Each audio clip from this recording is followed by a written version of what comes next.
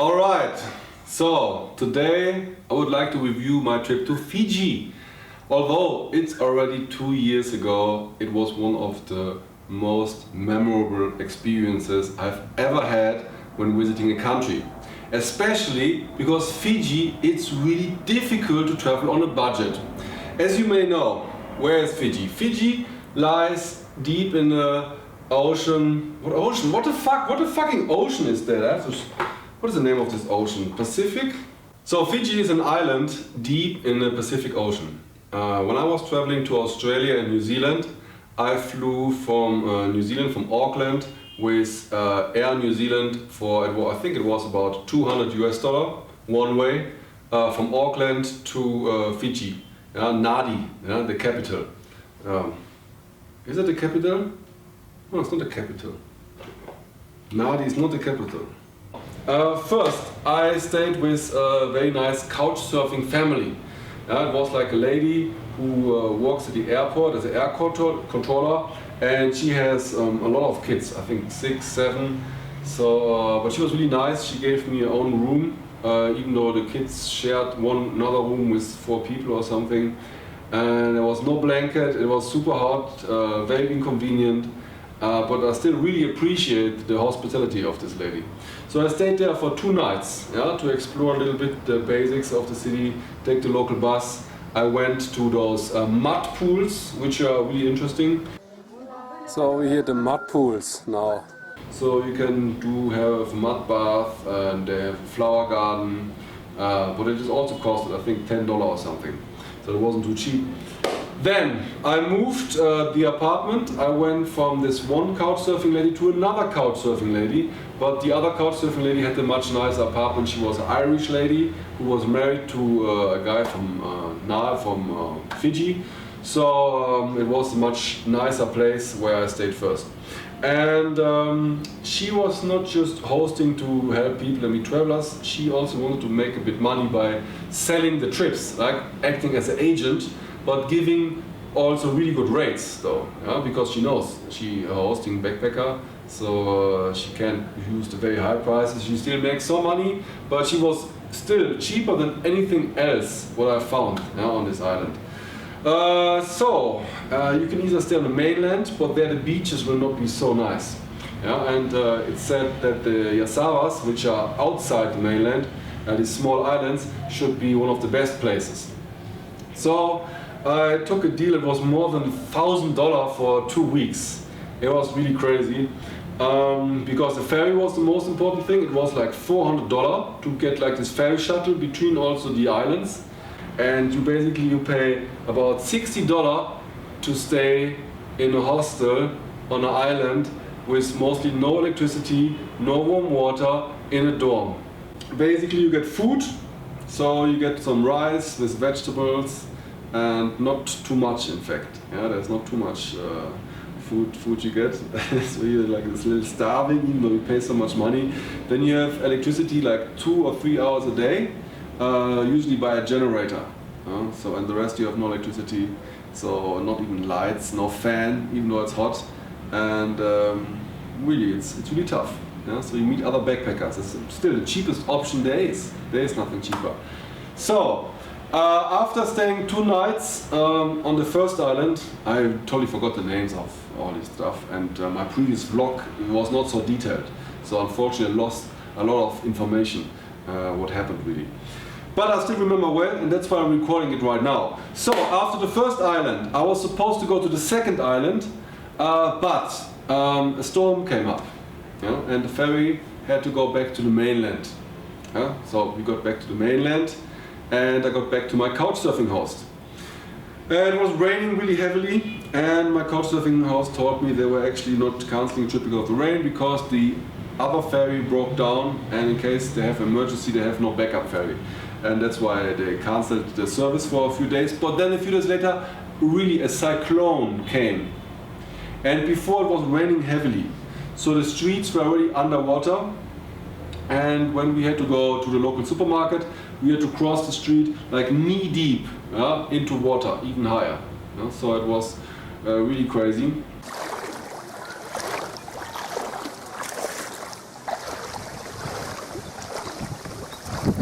but then the cyclone came, and it was already really high, the water from the rain.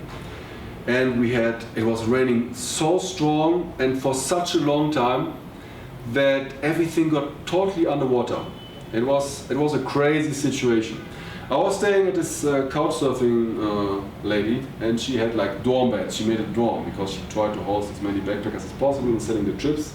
So I was staying with another German guy there, and one day it just stopped raining. It just didn't stop raining. It was raining non-stop the entire day, yeah. And the garden was full of water, so it got like higher and higher and higher. And the couchsurfing lady said, "Oh my gosh, this stuff is gonna come in the house, yeah, if it doesn't stop rain. We have to put all the furniture up." So everybody together, also had her Fiji boyfriend and his friends, they all came, and we took the furniture all on the table, our luggage up to the shelf, to the bed, and finally the water came into the house, as she was afraid of it, she was expecting. So the water came into the house, and it got higher and higher and higher, and we saw already the neighbor houses were underwater, they were roof high underwater. It was crazy. So we said, "Oh, we can't sleep here, we're gonna die. What if the water also comes on the roof at night when we're sleeping, when it's dark?" So we took all our stuff. We had no electricity, by the way, and no lights, so we had to use our phone lights. People were losing batteries, so it became less and less people who could use their phones. So we went to the neighbor, which were a little bit higher, who were living on a hill. So, and there we slept on the floor. And we didn't know how high the water came, but luckily, thank God, it stopped. So it stopped raining at one point, or it got lighter, so the water didn't raise. So eventually the water got high in the house, maybe a little bit less than a meter. Not like knee, a bit higher, maybe 60 centimeters, I don't know, but still quite high. Luckily stuff didn't get wet, and we had no electricity for almost a week. That was the worst thing. No electricity, no internet. It was like really boring. We couldn't go, and the water was really high, so we went to go to the supermarket. We had to also go hip deep to this thing. It was really inconvenient for a week. This is the Fiji experience, but at least you didn't have to pay rent for the couch surfing, and it was still interesting to talking with the people and having a good time. We cooked together. Unfortunately, I didn't have too much footage of this stuff. No footage, and I really regret that. So my new vlogs are going to be much better, much more detailed, and also like I didn't even watch them before I uploaded the old stuff. So they are really horrible. Don't watch my vlogs which are all in a year. Just watch the recent ones. So I have to go there again to record a better vlog. Anyway. After the electricity got back, and after a week, also the ferry resumed service, so I could continue my trip. Went back to the second island, also same thing, bit expensive and not too much things to do. Stayed there, still had a good time talking to the other travelers, and then to the third island, and then to the fourth island. Fourth island, I forgot the name, it was a bit cheaper, and they're also making a movie there about some survival US series, something like this. And there I stayed for a week because it was a bit cheaper, but there were like really bad conditions. They had bed bugs. Like the other girls, not my room, but the girls, "Oh, we have bed bugs, blah blah blah," all troublesome. So we had to put the mattresses out to dry them. But I met wonderful travelers from over the world, a really nice Canadian girl and a Dutch guy. So I decided afterwards, together with the Dutch guy and another Dutch girl, we met on the internet, on a Facebook travel group, that we're going to rent a car and travel the mainland, the entire mainland. Going to the capital, I think its name is Suva, going to the Aboriginal villages. So the car, I don't remember the prices anymore, but it wasn't cheap. I think $50 a day maybe. We took it for 2 days, something like this. So, but we shared it, so it was okay. So we went to the capital, we went to some museums, we stayed there in the nature lodge. We went to the site where the city was destroyed by the storm, by the cyclone. Was interesting. The roads were horrible. It was one of the worst roads to travel. It's like Bangladesh. It's so difficult, especially when you go a little bit off the main road. It's almost, it's very tough to travel if you don't have a four-wheel drive, and we are afraid that we got stuck there. But luckily, everything was fine. We made it. It was really, really one of the worst rides. I remember this. So we went to this Aboriginal village. It was very interesting with the chief clan, the village boss, and the children to observe the local life, to learn a little bit more about this culture. And after this trip, I returned the rental car at the airport. My flight to Australia was at, I think, 6 a.m. and I went there at about 4:45 to return the rental car. Then I went to check in. It was like an hour before my flight, and the guy said, "Oh, here to Australia, to Sydney, it's line up here." But it was a long line, and still an hour. It's a very small airport. I didn't say anything. I thought the guy would know. Here it's to Sydney. It's my flight. I was waiting, but when it was my turn, 45 minutes prior to departure, they said, "Oh, you are too late." I mean, why didn't tell me anything earlier? I could cut the line or anything. But no, they said, "You're too late. You can't board the flight. You have to please visit our customer service desk." I said, "What? Why? You know, it's crazy." So I went there and they said, "Oh, I couldn't take it. You know, I was too late." I was so upset. Anyway, there was nothing I could do. It's just Fiji Airways. Some airlines are just horrible. I'm still upset about this, by the way. $250. I also made a video about traveling, one of my experiences. I had to pay another flight, $250, which I did. And eventually I got refunded like half of the flight's cost, like $120, because of the taxes. After long correspondence with the customer service of Fiji Airways, I finally got some money back, and happy end, like I just paid $130 extra. That was my experience in Fiji. Fiji is beautiful, it's a beautiful country, but it's not necessarily a backpacker destination. It's really one of the most expensive countries I have ever visited. Fiji is more like for the rich people who want to stay in the resort, on a small island, really secluded.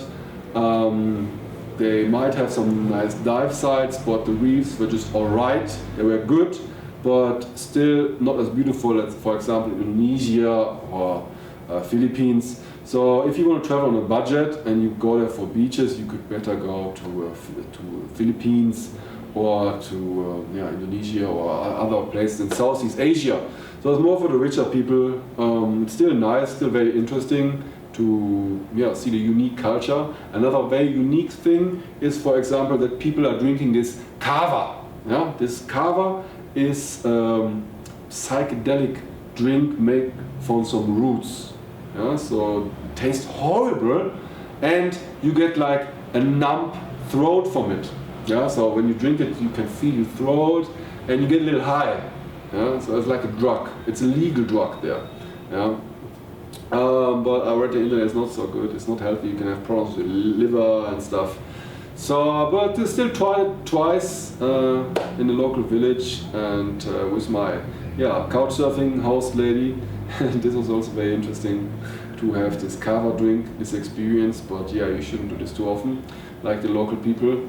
This is something very unique, but I didn't do too much, so I didn't get too high from it. I was also afraid because I made some research on the internet. But that's about it. It was really nice, but really expensive. So if you don't have much money, visit other places of the world first before you go to Fiji. But if you have seen everything and you're interested in the local island culture, come to Fiji. Or if you have money, you have beautiful resorts. My idol, Tony Robbins, which I really love. I love his speeches. He owns a resort on his island. I wish I can go there in the future. So subscribe, and hopefully my YouTube revenue will be enough so I can visit his resort one day, and going back to Fiji in the future and explore also the other countries and make a better vlog this time. Alright, thanks for watching, and see you again next time. Happy travels. By the way, this is my Airbnb apartment in... Where are we?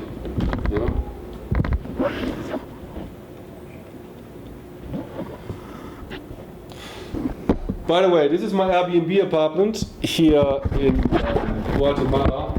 Really nice apartment for $20. So if you compare this with New Zealand, with Fiji, I mean, this is like nothing here. You can see here, this is my wonderful living room. The bed here, look, I put it on a chair because it wasn't high enough.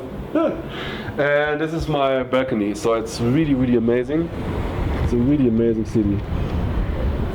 And also for the price, their National Palace. And there's the main street. Beautiful. So come and visit Guatemala, visit the entire world. Everywhere it's just amazing. Happy travel.